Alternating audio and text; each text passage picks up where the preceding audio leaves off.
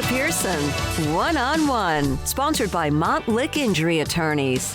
My guests tonight are the definition of a power couple. At just 36, the two are philanthropists, the parents of 5 children, and each is a multimillionaire. Pinky Cole Hayes is the founder of the Slutty vegan restaurant, and her husband, Derrick Hayes, is the founder of Big Dave's Cheesesteaks. So how do the vegan and the carnivore coexist? That's one of the questions I asked when I went one-on-one with him. I gotta start with you, Derrick. I mean, you got some issues being here. Sitting in this restaurant. That was a good one. She is a real journalist. Okay. Nah, it's what it is just that, I try to, respect my wife. I know that we got 2 different movements, but the same purpose. So I'm with it, and we're gonna make this a fun interview. No, tell the truth, Derrick. the problem is that he sells cheesesteaks, and I sell vegan food, and it's very different. And he has his own brand that is growing and scaling, and I have my own brand that's growing and scaling, and that's really why we met, because we had our own things going on, so we like to keep it that way. Yeah. I think it's hilarious that a vegan is married to a carnivore. It still don't make no sense. And we've been together for 4 years. It don't make no sense. I think we make it make sense. We make it make sense at home, especially with the cooking. Because Derrick is a cook. Like, he's the one, he likes to cook all the time. I don't cook, I just like to eat the food that he cooks. But it's interesting because so many people thought that it wouldn't work. But the reality of it is he respects my boundaries and I respect his. I may not like it all the time, but that's his body and what he chooses to do with it. Nah, he healthier because of you. But he eats a lot healthier because of me. So I have to ask, since you're doing the cooking, do you have vegan food for her and meat for you? Oh yeah, so the way I do it is, all the sides that I make at home are all vegan. So I can make a pot of collard greens taste like it got turkey butts in it, and it don't, because I use the liquid smoke. I can't give out all my recipes, but I know how to make it, taste like the real thing is in it. And over the years, I got better and better at it. So now I actually eat vegetables without, having to add the meat to it or any proteins, and I love it. So it works for me. So what do you do for protein then? Oh, what I do for proteins? I eat a lot of seafood. I eat chicken and seafood most of the time. Of course, I still eat steak from time to time. I still gotta test my my food, my quality, to make sure that it's up to par of what I built. So I'm always gonna have to do that. But most of the time, I'm just eating a lot of seafood and chicken. Lightening it up a little bit. I try to get him to eat vegan food. I can't do it. I can't just do it straight. No, because I love seafood too much. He will not eat. He does not like evil. I gotta lie to him and tell him that it's meat for him to eat it. If it's vegan, he does not want it. And then I get an attitude too, and I'm like, this ain't that. No, but your new chicken biscuit, I can eat that. It's mushroom. No, I'm just saying, but you got a fried layer on it that tastes like chicken, so that batter hit like a fried chicken biscuit. Eater. So how did you 2 meet? Do you remember when the George Floyd riots were happening? And everybody was protesting in Atlanta, all over the world anyway. But specifically in Atlanta, there was a protest that happened, and somebody threw a brick in his glass window. And I didn't know him at the time. I just saw this guy that was just chopping steak on the grill every day, and everybody was talking about him and how the food was good. So I sent him a DM and I said, hey, I'm a community partner. Did you need some help? I'm sorry, all the things that you're going through. And he was like, no, I don't need no help. But, I've been watching you. I see you doing a lot of stuff for community, because you did say that.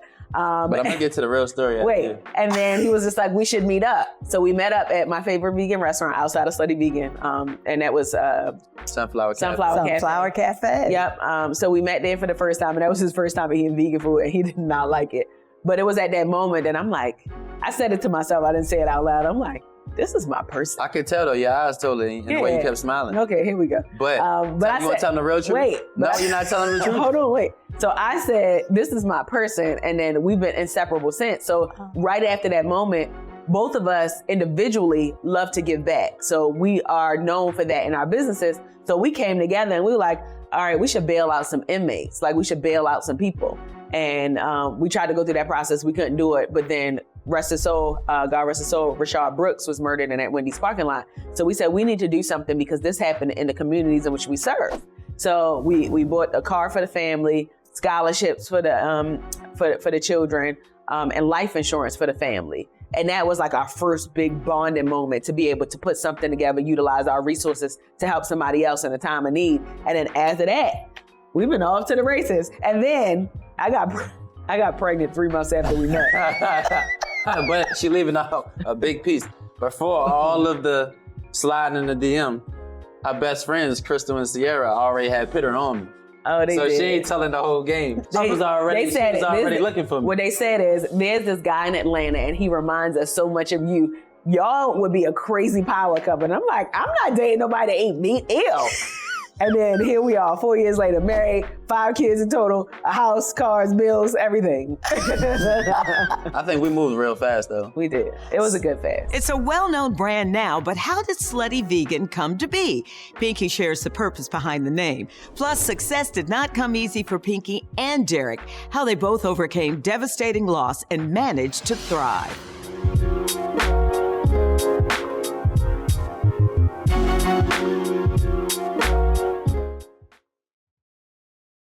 On the day Aisha Pinky Cole was born in Baltimore, Maryland, her father was sentenced to prison for distributing cocaine, and after serving 22 years, he was deported to his native Jamaica. Her mother was a reggae singer and a wealth advisor for a bank. Pinky came to Georgia to attend Clark Atlanta University. After graduation, she eventually took a job in Los Angeles and then in New York as a producer on the Maury Povich Show. And she opened a Jamaican-American restaurant. A grease fire destroyed it, and Pinky's bank account. She didn't have insurance, she lost her savings, her car, her apartment, but not her get up and go. A TV job brought her to Atlanta, and that's when she decided to try her hand at creating a plant-based burger. She chose the name Slutty Vegan for her restaurants. You know, it's so funny because it's like, it's split even. Half of the people love it and they love the rawness and raunchiness of the brand. But then there's some people that are still conservative and they clutch their pearls and they still ain't ready for the movement. And I'm like, this don't have nothing to do with sex, right? This really is a movement to get everybody excited about eating food differently. Peace to the people. Peace, y'all. This is Common. I'm chilling, and you know I always get down with that Slutty Vegan. ATL to all over now. But for the most part, we've received so much love, especially in Atlanta. Like, I do not believe that this brand would be as successful if it wasn't for the city of Atlanta. And I just been really growing and being disruptive in everything that I do and being authentic to myself, right? Like, I ain't wavering or changing. This is the concept. This is what people fell in love with, and we're gonna keep this and continue to take it to the next level. So now the best part of all of this is when I walk in a Slutty Vegan shirt, people are like, oh my gosh, have you ever been there? I'm like, yeah, I've been there every day of my life for the last 6 years. And they get so excited because they might not recognize me, but they love the brand so much because they heard so much about the disruption and how much we do for the community. So that's the best part. So when did you, I know your mother's Jamaican and I know she's vegetarian, but you did eat meat at some point in your life. When did you stop eating meat and why? So I was never really a meat eater. I stopped eating beef when I was 13. I went to a restaurant and the restaurant, the burger was raw. And I stopped eating chicken in 2007, right? So my mother is vegetarian. My grandfather was vegetarian. My grandmother ate meat. She was the only person around me that ate meat, but I ate what my mom ate. Like, she was eating ITEL food. I was eating ITEL food. Like, very natural, holistic. I didn't grow up eating candy. So like, I grew up with the mindset that you gotta be mindful of what you put in your body. So it wasn't really hard for me to make that transition to full veganism because I marinated in the womb of a vegetarian. So now this is who I am. Like, this is my lifestyle. I get to do a business with it. I get to teach other people about business, and I get to help my husband even eat better. Because when I met him, ooh, it wasn't that bad. It was bad. I almost lost my mind a couple times in this business. Yeah. I ain't even gonna lie to you. I think if I ain't had you, I probably would have lost my mind because scaling. Look, my investor told me this one day. Me and her was at breakfast with our investor, Richie Lou Dennison. He said, do you want to build a famous mom and pop or you want to scale a brand? And I had to take a decision on what that means because, yeah, it feels like, it's like when you were your first location, you can have 1,000 people in line every day, right? But the real scale is, can you do this over and over and over again? And people don't understand that. Like, you know, like somebody might pop out with a vegan burger joint right now and then tell Pinky like, oh, you got some competition coming. She got 14 locations. It takes a long time to sustain that.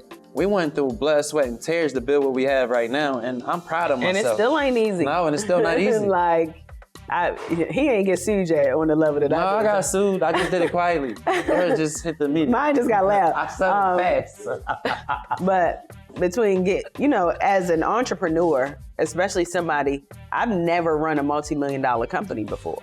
So this is my first time doing it, right? So like I'm learning along the way. And yes, I have people to support and guide me, but at the end of the day, on that pillow, it's just you and your thoughts, right? So I have gone through so many emotions in business. I've had the highs and I had the lows. In the beginning of the business, there were days where I couldn't pay my employees.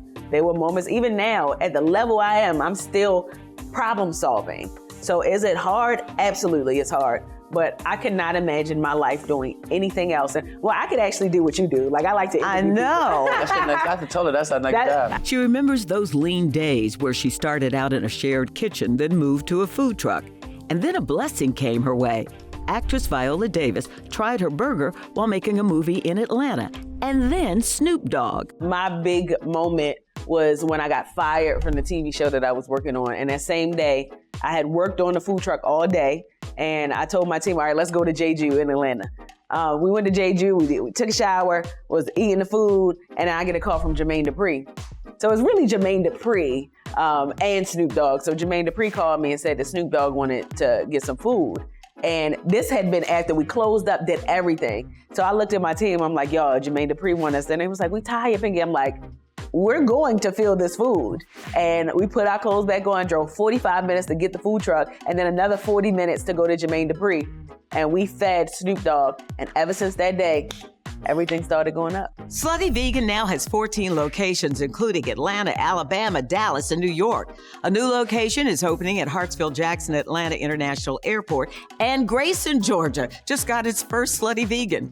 Pinky owns them all, while her husband, Derrick, now is franchising his Big Dave's Cheesesteaks. He has 15 franchise locations in Florida, North Carolina, and South Carolina, plus his restaurants in Atlanta. We use each other like guinea pigs. Pinky went out the market before I did. She went to Alabama, she went to New York, which is a big city. But I was right beside her through all the build outs, all the grand openings, so I got to see what I need to do for Big Dave's to make it work if I choose to go outside the state. Well, the same thing with me with franchising. She's beside me hearing all the FDD and how important item 19 is and all these different things. So when she eventually, say that she want to franchise, she's not going to be new to this because I'm already doing it. So are you thinking about franchising? I can't tell you that. This is a secret. However, he made me excited to know that there's a possibility because the minute that he dropped his franchising, he had like 10 signups as soon as he started. And I'm like, oh, this is a world in which I live in. I think my biggest hurdle is making sure that people will love my brand like I love my brand.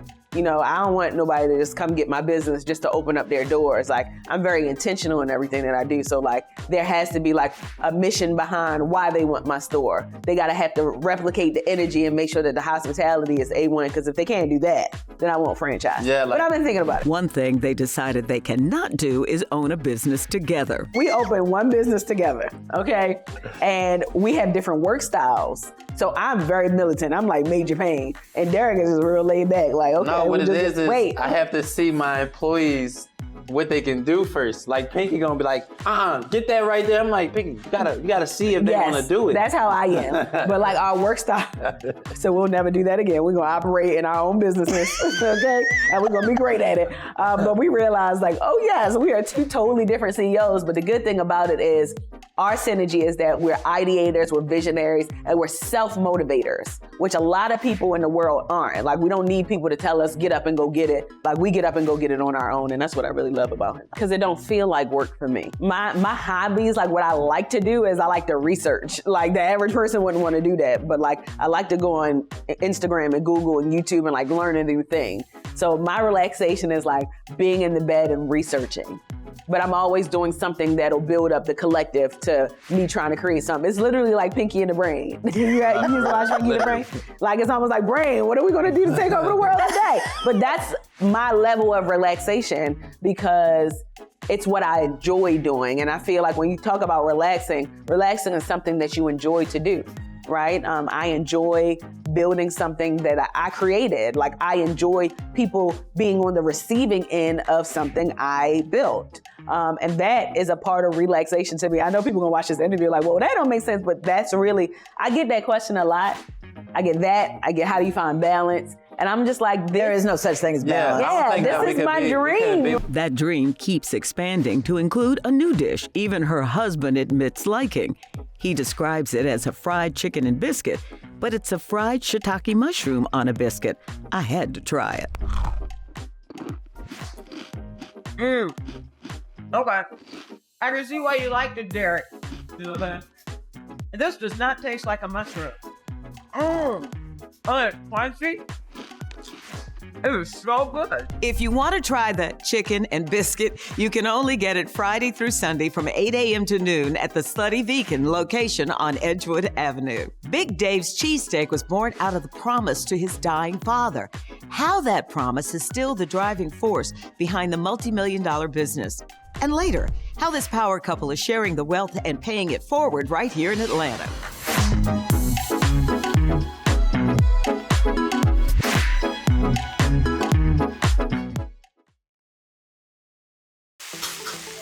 Customers already were waiting in line before the 11 o'clock opening of Big Dave's Cheesesteaks in Forest Park. That's where we went to continue our interview with Derrick Hayes and his wife, Pinky Cole, of Slutty Vegan restaurant fame. Well, the first time we met, it was at Slutty Vegan. But now we're at Big Dave's. So she walked in and she said, it smells like cows in here. Okay, it does. She already complaining. I smell like a day's way right now, okay? All of my vegans, don't get mad at me for being there. Oh yeah, she only been in here a few times. I can count on my fingers, so y'all are good. You know what's so funny? I have never had I had the fries. I'm lying. I've never had anything Big Dave's because he doesn't make the fries in a meat oil, so I can eat that. Now the fries are good, but I can't speak to nothing else. So let's talk about Big Dave's. Now, the company is named after your dad. Yeah. So in 2014, I decided to move back to Atlanta. I already lived here before. You know, I used to get in trouble a lot when I was younger. So my grandparents was living in Athens, Georgia. So I used to spend my summers there. So like, I didn't have time to get in trouble in the streets of Philly during the summer because soon as school let out, I was right on the airplane going to my grandparents' house. So in 2009, when my dad got diagnosed with lung cancer, I went through this roller coaster with him. You know, I was working at the Postal Service, and I remember walking over to my manager saying, you know, I need to get some time off so I could be there with my father. And he told me, you know, it was Christmas time, he couldn't give me time off. And during that time of the year, that business is jamming. So I said, you know what? I can get another job. I'm not gonna get another father. I'm out. I jumped in my Buick Lucerne at the time, and I drove all the way to Atlanta, like 13 hours by myself with the windows rolled down because I kept falling asleep, riding on the little roads that go, like the little thing on the side, trying to keep myself up. But the moment that I seen my dad, I realized that I wasn't gonna have him too much longer because he was a big guy and he was small at the time. And when I seen him, I was like, you know what? I have to do something to keep my legacy going, my family legacy going.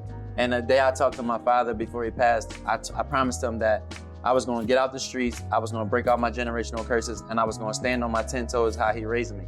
So when I built this brand, my pure intention was just to make my father proud, nothing else. I didn't care about the outside world, I just wanted to make his name famous more than he was alive. And that was my only mission for like the first 5 years. Like every time I wanted to give up, I ain't got no traffic and nothing, I'm looking in the sky saying, Dad, we gotta figure it out, but we're gonna figure it out. And that's what I kept doing until I actually built this thing, until it became now nationally known around the world. But before that happened, I was inside this little Shell gas station with one fryer, one broken grill, trying to make my dream happen after I just blew over $1 million before that in a settlement. So like I was feeling like the donkey of the day because I actually had the means to fund my dream, didn't need investors, and then I wound up going broke and needing people to support me. So I had to get out my own way and my own ego. And I tell people all the time, the only way you can make anything work is that if you put yourself to the side and just stick to the work. Take advantage of the opportunity, and that's what I did. So I was an inner city kid that come from poverty, that had no resources, that been locked up, been in all type of things, but I was around environments that I know I was better than. And when I got around the right environment, I knew I was gonna take advantage of it. So when I got around this environment, I was looking at people and systems and places I'd never been before, but I knew I'd been around situations that took me to get it out the jungle, and I knew I was coming stronger than anybody was, and that's how I really made this happen. So how did you decide on cheesesteaks? It's funny. Being from Philly. Yeah, that too. Honestly, that was the biggest catch, but let me tell you, my sister told me about 2 weeks ago, and I dropped a tear when she told me this because I went back to this moment. So my dad used to have this pool table in the house. And one day my sister was eating a cheesesteak, right? And I wanted a piece of it and she wouldn't give me a piece of it. So I snatched a piece of her cheesesteak and she grabbed the pool stick and smacked me in the head with it and cracked my head wide open. I had blood dripping all down my face, right? But this is what saved my life. Sometimes you gotta get cracked in your head till we woke up for what your passion is. And I got cracked in my head early on and wound up a cheesesteak saving my life. So like this wasn't my dream saying my whole life, I'm gonna be a cheesesteak connoisseur or I'm gonna open a restaurant because I thought I was going to the NBA. But let me tell you something. When God know your purpose more than you do, and when you touch that purpose, you know that's where you belong because now I make people smile happy all over the world off of something that I didn't even know that was my mission and my dream. So what makes Big Dave's cheesesteak a true Philly cheesesteak? Up next, he lets us in on the secret. And you know I couldn't leave without tasting one. When we return, Derrick heads to the grill to make me one of his authentic cheesesteaks.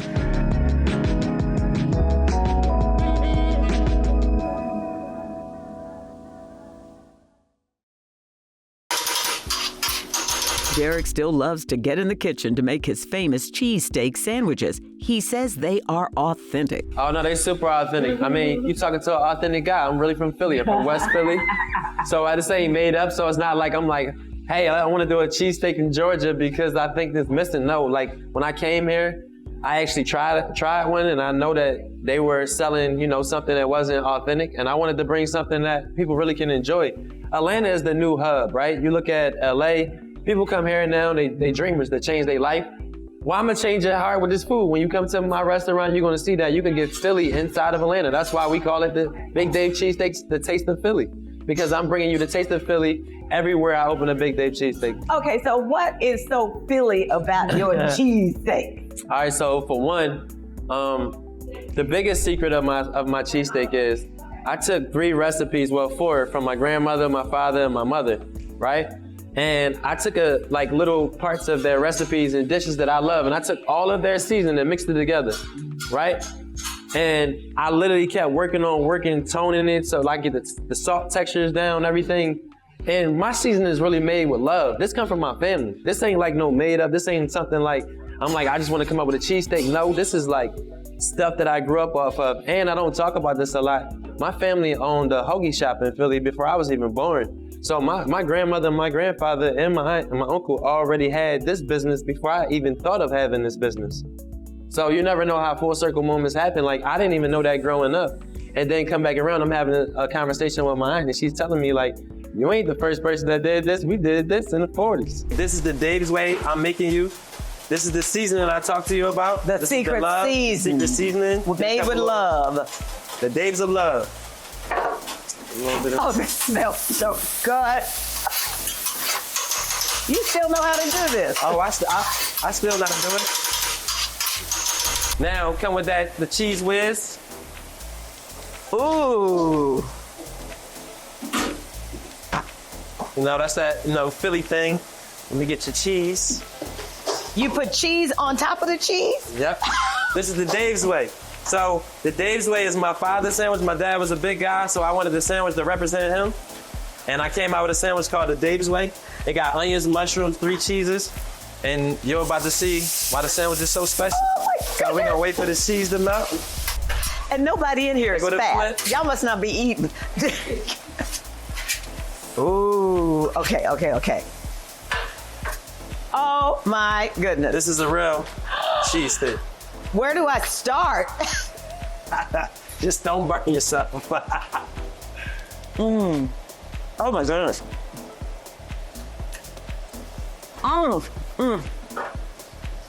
Tell the difference. I can really tell the difference. Yes. So that is where the magic happens at. On this 4-foot flat top. I started on the 3-foot flat top. Now I got 12 for the grill. Oh my goodness. Oh no, now Pinky's missing something. This is such a tribute to your dad, and I love the fact that you wear his picture all the time. Well, that's what really keeps me going because, entrepreneurship is a roller coaster ride. I would be fake if I didn't tell you, no matter the highest level I got to, I don't have days where I'm like, how am I going to do this? I'm tired. But I could always look down at my chain and look at my father and say, you know what, we almost there. I ain't quitting. I'm gonna keep on going, and it's worked for me for almost 10 years. Like, to almost be in business 10 years and all the economy swings that we've been through. I mean, the food business. Yeah, and the food business. Which is the hardest business. It's the hardest business. Yeah. So like, I spent my first 4 or 5 years in business not even knowing what I was doing. The quality of the food was so good and my story was so impelling to the people, they just kept supporting me. So like I tell people, if you're gonna start something, don't worry about knowing it all, because you ain't gonna know it all. Because every level you get to is gonna be a new level of stuff you don't know. And that's what I've been doing. Social media helped Derrick grow his business, especially after singer-actress Eve came by for a taste of home. Then one day I get a phone call. Eve was shooting barbershop. And they was like, she ain't had a cheesesteak in a long time. She gonna come get a cheesesteak. Well, I waited all day like a kid on Christmas. She did not show up. So now, I'm a little discouraged now because I gotta pay my workers on Friday and I ain't got the money, and I'm thinking now that she gonna come and my business gonna explode. Well, she caught me off guard. She came that same week, but I wasn't prepared when she came, but I had to get prepared. So the minute she walked in there, she said, all the people with her, she was like maybe 15, 20 people. They not ordering nothing, I gotta eat it first. She was very direct, very Philly. I loved her from the moment she walked in. I'm like, yeah, it feel good to be around somebody from my city. Cause she had that like, how you look at her from the Rough Rider days, that's how she came in the Rough restaurant. So while I'm got my back turned and I'm making this chicken cheesesteak, right? I'm talking to myself, literally. I'm like, listen, you ain't gonna have another shot. You blew everything. This is your shot. So when I gave her the sandwich, I was so confident that she was gonna love it. When she bit it, she went crazy. She was like, oh my God, this is amazing. Next thing I know, Instagram, Facebook, every social media platform she had, she telling people, it's a guy from Philly, it's the real thing, tastes better than home, come get it. The next day I did $5,000 when I ain't make $500. While his business has grown, unlike his wife, Derrick knows how to relax. He goes fishing, something he did with his father. Oh, I love to fish. Again, you know, going back to my childhood, my father, he was that father that was like, he was my friend, but he was that father to say, you know what, I'm gonna give you a hobby so you can have enough resource to not think that this is all life is about. So on the weekends, my dad would work Monday through Friday, but on weekends, we might go to Virginia Beach and my grandfather camper and fishing. We would go fishing all the time. So let me tell you a story. I wanted to go on this fishing trip with my dad so bad one day, but I had to go to school, right? And I'm like, Mom, please let me just call out one day. And I was going to Catholic school, so they was paying for me to go to school. So she's like, no. I slept in the back of his Bronco. You know that O.J. Simpson? Yes. My dad had a brown one the same way, right? And I went and lifted his tailgate up, and I slept. I put a little towel over me, and they put all the coolers and the rides in there. They never see me in there. And the moment we got to the ocean, I jumped out, and he looked at me and said, boy, your mom gonna kill you. And listen, I caught the biggest fish that day too. But from that moment on, I learned how to be a risk taker. Like some of the stuff that you do small later on in life, you start realizing that this is the risk that you take. Derrick shares the lessons he's learned in life and business with other entrepreneurs. So I was honored to be able to give a small business $40,000 on Good Morning America. Marcus Samuelson donated his time, mentorship. It was a beautiful moment because it shows with the world when somebody grows, you bring somebody with you, and that's what Big Dave represent. You said a small amount. $40,000 is a lot of money. Oh, it is, Derrick. but you know what? I heard this young lady's story. I remember starting out at my gas station, not having somebody to give me $40,000. So being able, that I'm able to give out, you know, that type of money that my business is doing really well, just give me a hope and dreams to keep on going, to keep helping other people. And maybe one day, she gives somebody $40,000. Philanthropy is a family affair. Coming up, how Pinky and Derrick are making dreams come true for others. Plus, what it takes to juggle two multi-million-dollar businesses and a family.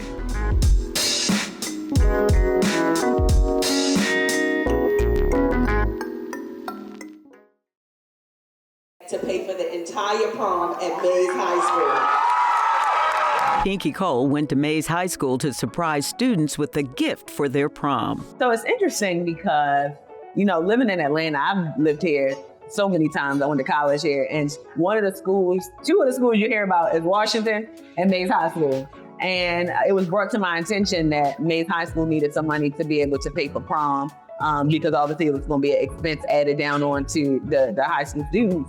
And I met a young lady, and she's called the Middleman. So basically what she does is she connects organizations to celebrities, influencers who want to give back to the community. So she told me that Mays High School was one of the schools that like really needed support and help. And I'm like, I'm familiar with Mays. I know people that went to Mays. What do they need? So she reached out to them and asked what they needed. And they said that they needed some support for prom. I'm like, it's a no-brainer, let's do it. And, okay, can we go up there? I want to talk to them myself. And not only were we able, in conjunction with the Slutty Vegan organization and the Pinky Cole Foundation, we paid for prom. Then people started messaging me saying that they wanted to donate. You know, a lady DM'd me. She donated 100 dresses to my foundation so that I can give it to the girls. So now they have prom paid for. They have prom dresses. And then I picked 3 girls out the audience and sponsored their makeup. They didn't have to pay for it. And then there was one lucky guy in the audience where he paid for his car to go to prom. And we asked him what he wanted. He said he wanted a Charger. I'm like, you don't want a Bentley? She just wanted a Charger. But the good thing about it is we've made their prom dreams come true. And like, that's really what it's about, right? Like that makes me sleep good at night knowing that like I can help somebody else and help see other people happy. And they're going to remember that for the rest of their lives, that Pinky Cole paid for my prom. They never going to forget that. But the one thing I love about the two of you is from the beginning, and you told that story when you helped the family of Rayshard Brooks. Your foundation has done enormous things. 30 seniors who would not have graduated if you hadn't paid their tuition at Clark Atlanta University. And then you all gave LLCs to the graduating class in 2022. What was that all about?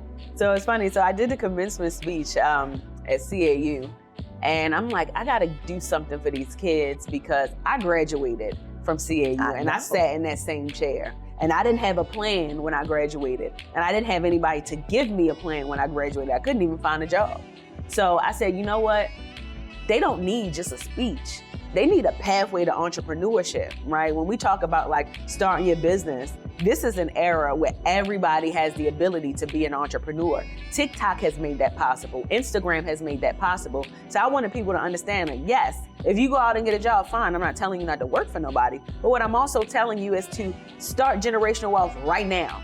Even if you put a phone in your business name, even if you start a small business on the side, this starts to give you the tools and the chops that you need so that you can grow and create something that belongs to you so you can have that sense of financial freedom. And that was a big moment for me. And it's funny, remember the other day, we did something called American Sesh. I told you about that before. And a girl walked up to me and said, Pinky, I just want to say thank you. And I said, well, thank you for what? Yeah, that was powerful. She said, when you did the commencement speech, I was one of the graduates and I started my business with that LLC you got me. And then she started telling me how well her business, it brought tears to my eyes. And her business is together. And our business is together, it's doing well. And she said, it's because of you that made me want to be an entrepreneur. So I just wanted you to know that I appreciate you and I'm grateful. And I'm like, that is what matters. Like, the money is good, don't get me wrong. The money will come. The money is in the bank account. But nothing feels better than knowing that you really single-handedly got to change the life of somebody else and make it better. That was her reason for starting the Pinky Cole Foundation. On her website, she proclaims, generational wealth starts here. Her target audience to help 13 to 22-year-olds with educational programs, networking events, and much more. You were talking about building generational wealth. How do you make sure that your children understand how you got to where you are and the importance of keeping it going? You know, that's a good question. Our older kids, they don't really care. Like, they don't care that we are who we are, that like when we go out in public, people love us. We just Pinky and Daddy to the older kids, right? But I come from very humble beginnings. I can speak for myself. So I grew up in a household with a single parent where my mother helped everybody and like community was important. Like, it's not yours to keep, you always gotta share. So now that we're raising kids, we raise our kids very humbly. Yes, they go to good schools, they go to Montessori schools, but like, no, you don't get everything that you want. Yes, you gotta work for the things you want. Even at your young age, you have to work for the things that you want. And then we are going to put them to work. When they get older, we're not just gonna hand you money. We're not gonna just say, here, just because we work hard for it, you gotta get it. Because it's not about the money at that point. We're teaching you character. We teach you about integrity, about honesty, and how to learn how to do business so that in our absence, we have children that can succeed us and run our company. So I'm excited about what their growth plan looks like. And I'm praying that our example of entrepreneurship will make them automatically want to jump into that space. And if they don't, we won't be mad. But if we do it right, they will want to be entrepreneurs like mommy and dad. Success can come at a price. When we return, how Pinky deals with working mom guilt. Plus, Derrick shares what he calls the greatest gift Pinky ever gave him.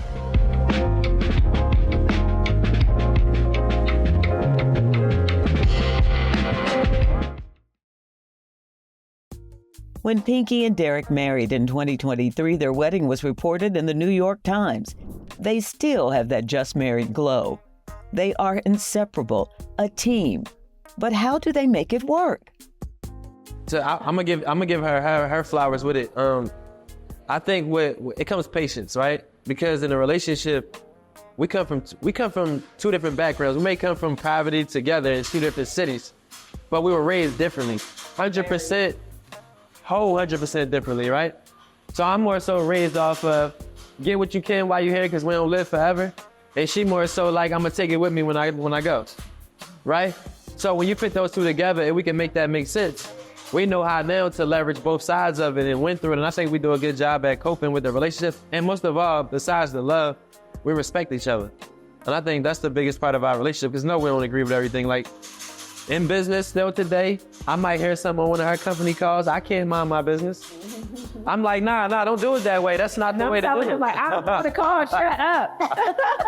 But I just can't, because you know why? I felt like sometimes I shut up too much when I should have said something. The same vice versa with her. Like when I first met her, you know, it was things that like she would see like in business where I didn't see, because you're building everything off of love and emotion and loyalty. But when you get to the big dog world, it's about numbers. Like numbers. And I didn't want to ever take that emotion out of my business. So she gave me the help with like, you know, being able to put the two together, I think. The best thing about us is that we move as a team, right? So even though we have two separate businesses, if you see me, 10 times out of 10, you're going to see him. And if you don't see him, that means we met each other. And that's, okay? No, and we got two different things. We got two different things going on, but you'll always see us together. So even though we're the CEOs and founders of our own separate businesses, we help to run each other's businesses together. So if I got to travel for work, he's traveling with me for work. I don't travel so much with the assistants. We travel together because we are each other's companion, personally and professionally. And I think that helps too. You know, a lot of relationships, two people have two different career paths. We're in the same career field. We can speak the same language. We could talk the same thing. We could talk the same noise. If I realize that I start spiking my sales in my restaurant, I'm like, babe, what was your sales today in Jonesboro? I need to know, because then it's going to let me know, okay, all right, did people get money? Like, what's going on? So like, moving as a team has allowed us to be able to do this work together. And it's funny because I always tell, I'm like, you ain't never gonna meet nobody like me. You ain't never gonna meet nobody where you could just meet the DT, okay, together. That teamwork also comes into play when it comes to their children. Derrick came with 2 daughters, and the marriage with Pinky produced a daughter and 2 sons. Both parents are dealing with child-rearing concerns. How do you juggle it? Because you're loving your businesses, but you got to love your babies. It is not easy. You answer that. I used to deal with mom guilt a lot. I'm not even gonna lie. And I don't know. Derrick knew this, but I don't know to the depth, right? Because here I am, I got a super successful business, but I suck in the mom department. Like, I'm a natural nurturer, but my kids wasn't running to me, they was running to my mom. I'm gonna be honest, right? Like, I'm always in the house with them, always present, but like I'm always working, right? So I started dealing with mom guilt a lot, but then I also remember when you think about cultures, right? Caribbean cultures, African cultures, it takes a village to raise a family. So I basically reconstructed my mindset. Like, do you know how many people wish they could have their mother helping them raise their children? Like, this is a blessing. I shouldn't look at this as a deterrent to me that, Pinky, you're not doing what you're supposed to as a mom. No, I got help.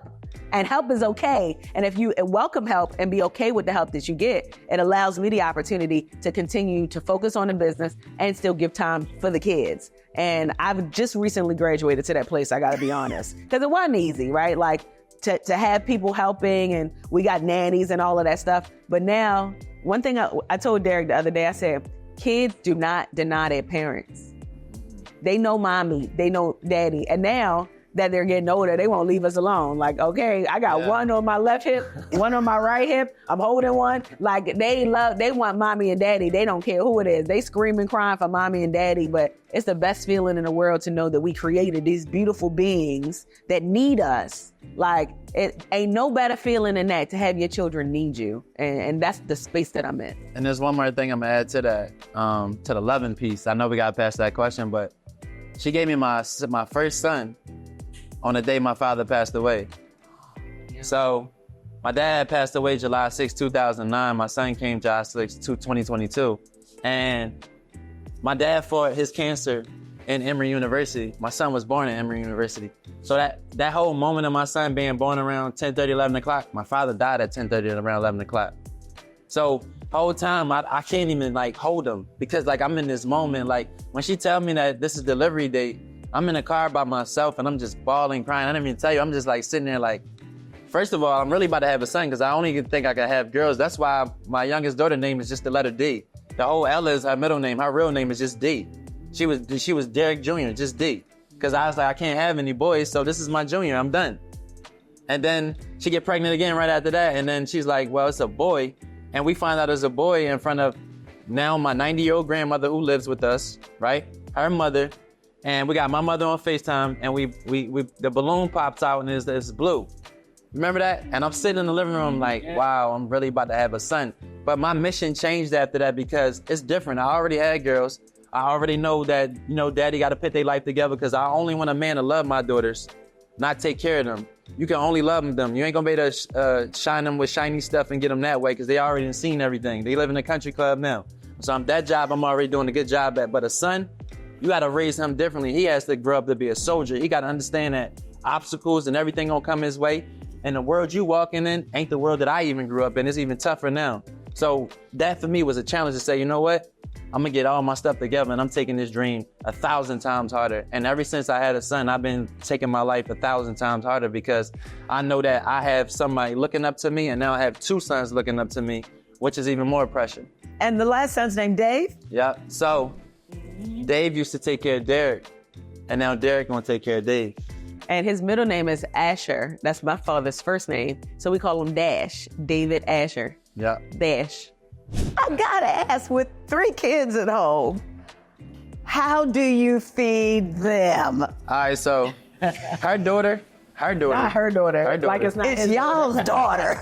Her daughter is vegan, and my 2 sons ain't gonna be vegan. But my 2 other older daughters, they're not vegan, but one of them tries to do the things that Pinky do, so she try to eat clean. My daughter Dollar, so she like, when she come over the house on the weekend, she's eating a lot of the salad stuff that she's eating. So she converting her over a little bit, but like, yeah, the rest of them on my side. So my daughter, It's but we say this in the house Diella, because she eats what I eat, so she is fully vegan. And then our son, his son, he is a meat eater. He'll eat your hand. But my son loves crabs. He loves crabs, seafood, and then the baby. Hopefully he'll be in the middle. He may be a pescatarian. I don't know, because like right now, the way he do to them bottles, he gonna want some protein. Dallas will be the highest grossing location that we have in this business. I'm going to cut this ribbon, and we're going to open the doors to Slutty Vegan, Dallas, Texas. We love you, big guys! 1, 2, 3.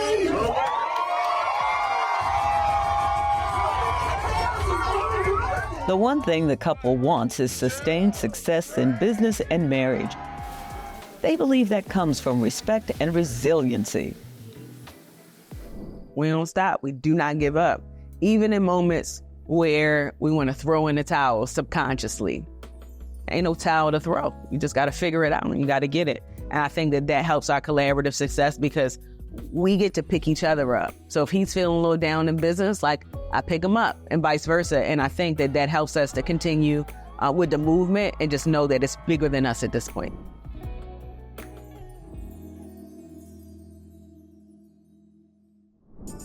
Thank you for joining me, and don't forget to subscribe to Peachtree TV on YouTube so you can catch all the episodes of Monica Pearson One-on-One. And if you're watching on YouTube TV, make sure you add Monica Pearson One-on-One to your library. Good night.